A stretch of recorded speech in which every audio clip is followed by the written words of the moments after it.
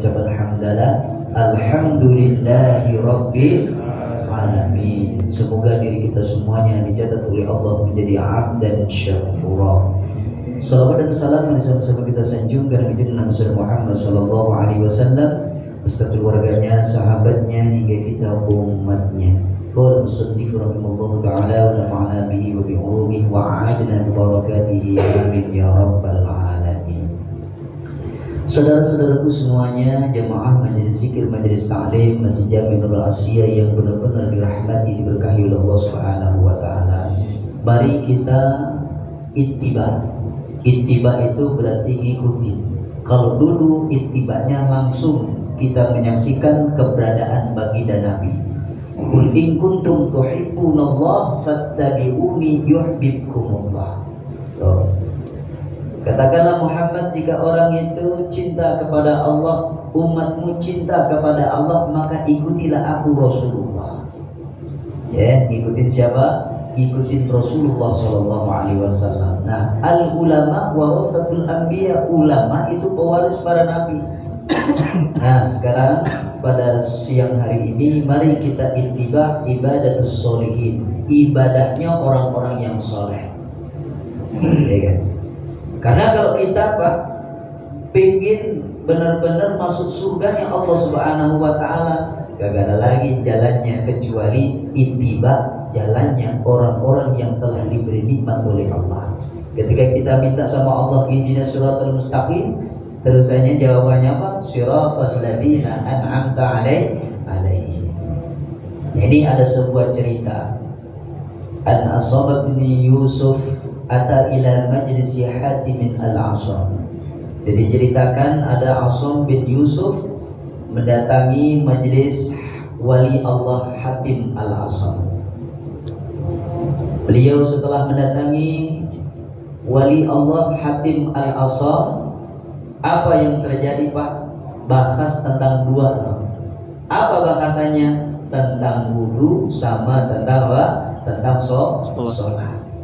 Wudu, sholatnya benar, insya Allah semua aktivitas kehidupannya diperbaiki oleh Allah Subhanahu wa ta'ala.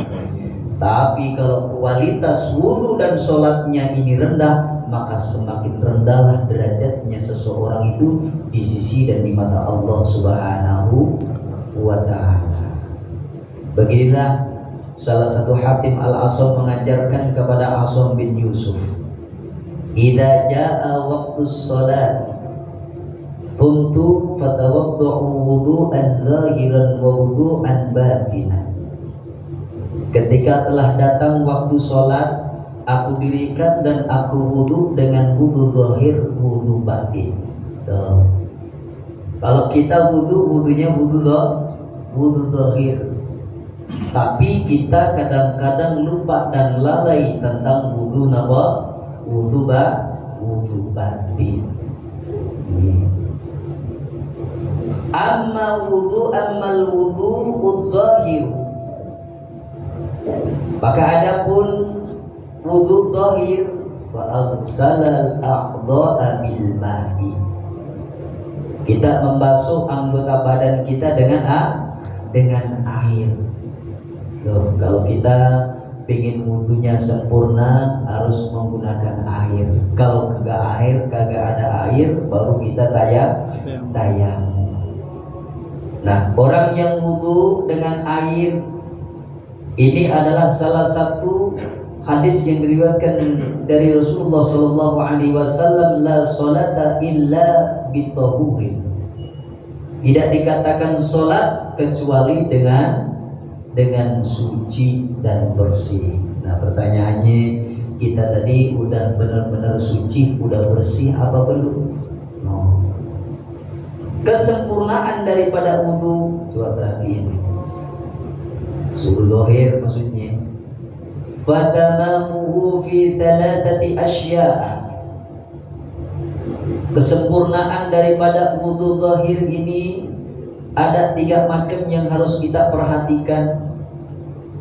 Yang pertama, awaluha an tadhhira qalbaka minal ghilli wal hasadi wal ghash. Kalau pengen wudunya kita ini wudu yang sempurna, menurut versi Imam Al-Ghazali radhiyallahu taala anhu, kita wudunya harus benar-benar bersihin daripada qalbu. Makanya guru-guru kita ini kalau lagi wudu, ya kan, benar-benar ya, ketika waktu basuh muka doanya gimana? Allahumma bayyid wajhi yauma tabyadul wujuh wa taswaddu wujuh. Agar supaya wajah kita ini diputihkan oleh Allah, wajah kita ini dibersihkan oleh Allah Subhanahu wa ta'ala. Ketika dengan air wudu itu, masya Allah, barokah air wudu, wajahnya bisa berseri-seri. Wajahnya insya Allah akan menjadi tanda inilah termasuk umat Kanjeng Nabi Muhammad SAW. Ketika waktu di padang mahsyar itu gelap gulita, tapi cahaya wudulah itu yang menandai, oh ini ahli wudu, ya, yang akan cahayanya ini ditemukan oleh baginda Rasul Sallallahu Alaihi Wasallam untuk meminta syafaatnya. Wudu harus diperhatikan, wudunya adalah benar-benar membersihkan qalbu. Yang dibersihkan qalbunya Bapak, satu, minal ghil. Minal ghil ini daripada ada pikiran, ada hati yang kagak baik, pikiran yang negatif, qalbu yang negatif, hindarkan itu semuanya. Apa itu mikirin sesuatu yang kagak jelas atau yang jelas, coba pikirin lagi, bersihkan itu semuanya, sirnakan itu semuanya. Mungkin ada urusan yang dalam hati ini ada sakit, ada kecemburuan, ada ketakaburan, ya kan, ada iri hati dan lain sebagainya. Tolong itu dihindarkan semuanya, supaya apa? Wudunya benar-benar wudu dengan sempurna. Nih kalau wudunya kagak disempurnain, masya Allah, jadi ghil, rasa dendam itu harus dihilangkan. Kemudian hasud, iri hati, iri dengki, yang harus kita hilangkan lagi penyakit-penyakit hati yang lainnya Pak. Kalau kita lagi wudu, dari muka aja ini, penyakit yang ada di muka apa aja Pak? Yang muncul dari mata, yang muncul dari hidung, yang muncul dari lisan kita, mulai dari wajah ini, dari muka kita kayak begini. Masya Allah, mudah-mudahan dibersihkan daripada kotoran zahir, kotoran batinnya. Wudu zahir secara sempurnanya menurut Imam Ghazali ada 3. Yang kedua, at-tadhhirul badan minadz dzunubi, dibersihkan badannya daripada dosa-dosa. Tuh rontok itu semuanya Pak kalau wudu.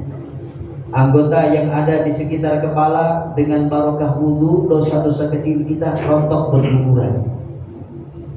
Dosa yang ada di tangan kita berguguran juga. Dosa yang ada di kepala kita, pikiran kita, gejolak yang ada di dalam diri kita, insya Allah rontok semuanya barokah wudu.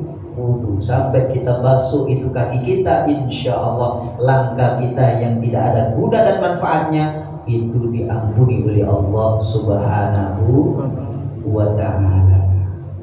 Makanya wudu itu harus benar-benar sempurna, supaya apa? Bisa membersihkan daripada zahir maupun batin. Ini kalau zahirnya insya Allah ini pada lengkap semuanya, ya, lengkap semuanya. Ketika Hatim Al-Asam menjelaskan kepada muridnya Asam bin Yusuf, apa yang dijelaskan? Ini kalau menurut Imam Hatim Al-Asam, wa ammal wudu'ul batin fa'aghsalahu bisab'ati asya'a. Adapun wudu batin, kau basuh itu anggota badanmu itu bisab'ati asya'a, dengan 7 perkara. Tuh, dari Imam Ghazali radhiyallahu taala anhu. Nah, sekarang ini adalah pendapat daripada Imam Hatim Al-Asam. Agar supaya kau itu dikatakan wudu, bukan wudu zahirnya tapi wudu batinnya, perhatikan ini 7 perkara. Yang pertama adalah bitaubati, dengan taubat. Nah, ketika waktu wudu itu adalah sarannya untuk taubat Pak. Jadi contoh, kita basuh apa? Tangan. Tuh basuh tangan. Basuh tangan. Allahumma a'tini kita biyamili wahasibni hisabai yasiro. Supaya tangan kita ini Pak nanti bisa mampu untuk mengambil daripada buku catatan amal yang baik Pak. Makanya ini apa? Didoakan supaya apa? Supaya tangan ini mampu untuk mengambil buku catatan amal kita Pak. Makanya di yaumul kiamah nanti kalau tangan kita ini kagak mampu, tangan kanan kita ini kagak mampu untuk mengambil buku catatan amal, berarti tidak menutup kemungkinan adalah tangan kiri. Allahumma la tu'tini kitabi bishibali wa min wara'i dhahri. Ya Allah, jangan sampai buku catatan amal ini ya Rabb diambil dengan tangan kiri kita, apalagi di belakang kanan kayak gini, punggungnya kayak gini. Nah, kalau udah ngambil sambil kayak begini, oh berarti itu tandanya apa? Tandanya amal perbuatannya yang kagak baik. Tuh, dirontokin semuanya Pak. Ya Allah, Allahumma harib sya'ri wa basyari adatna. Tuh, kita ngusap kepala aja supaya apa? Supaya rambut kita ini dijaga jangan sampai nyentuh api neraka. Pikiran-pikiran kita ini ya Rabb yang ada di kepala, beban-beban ini yang ada di kepala ya Rabb, supaya diberikan kemudahan, enteng mikirnya, enteng menjalankan tugasnya. Tuh, luar biasa. Jadi musab bukan segala musab. Ketika waktu basuh telinga Pak, supaya telinga ini benar-benar mau mendengarkan ayat-ayat Allah Subhanahu wa ta'ala. Tuh, tobat. Sarannya bertobat. Kita basuh muka, ketika waktu basuh muka nawaitul wudu'a li rabbil hadatsil asghari. Fardhalillahi ta'ala. Basuh muka ini Pak, sambil ketika waktu basuh muka 3 kali, apa dalam hati kita? Ya Allah ya Rabb, maksiat dosa mataku ya Rabb, ampuni ya Rabb. Maksiat dosa lisanku ya Rabb, ampuni ya Rabb. Maksiat dosa yang ada di muka kita ini, wajah kita, ampuni segalanya ya Rabb.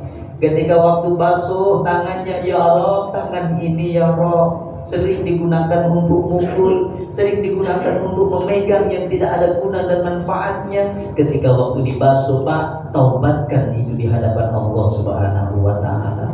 Ketika lagi ngusap sebagian rambut kepala dan kepala ini ya Rabb, ini pikiran kita, ya, gejolak yang kita pikirkan, masalah-masalah problema kehidupan, baik urusan yang sama keluarga maupun sama teman-teman yang lain di perkantoran.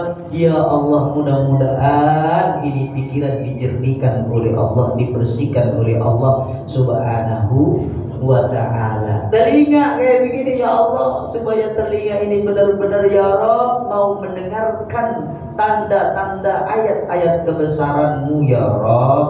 Tuh, semuanya harus ditaubatkan di hadapan Allah Subhanahu wa ta'ala. Itu namanya wudunya wudu batin. Kemudian yang kedua adalah wan nadamati, nadamah, harus wudu nyesel. Ya Allah ya Rabb, mataku ya Rabb. Pernah nggak itu dipanggil matanya?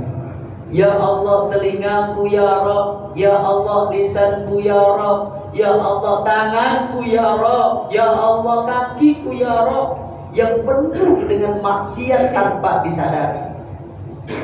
Nanti sambil wudu, sambil itu basuh, sambil musab, sekalian apa? Ini ditaubatkan dan kita merasa nyesel bahwa perbuatan yang selama ini kita lakukan banyak salah, banyak khilaf.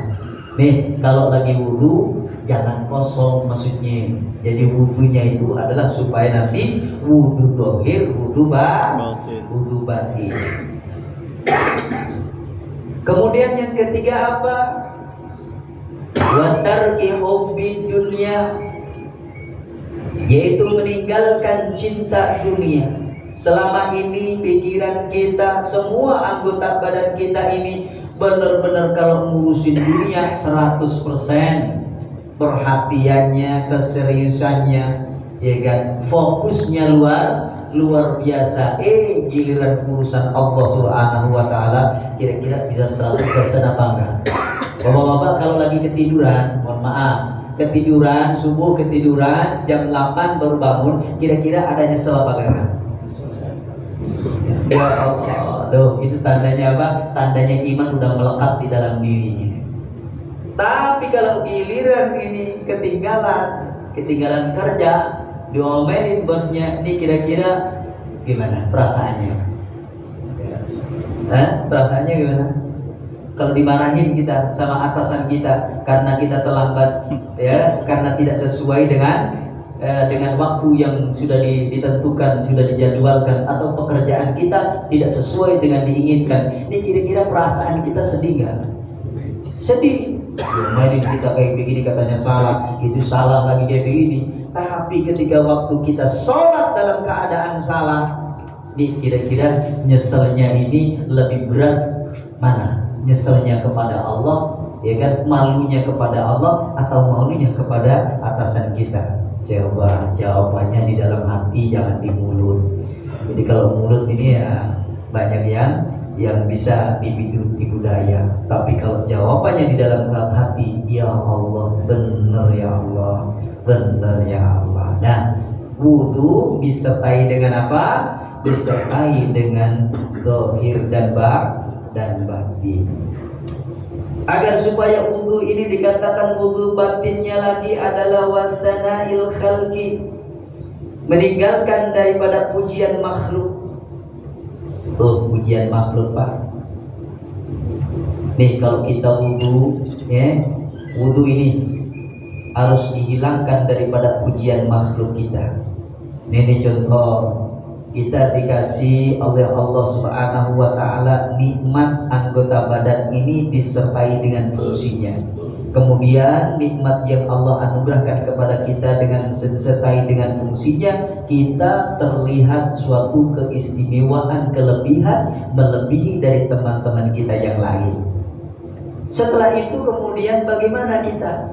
Apakah senantiasa bersyukur kepada Allah dengan ucapan Alhamdulillahirabbil alamin, segala puji itu adalah milik Allah secara sempurna, atau kita ini yang ngerasa apa? Akhirnya jadi keras kepala, akhirnya jadi apa?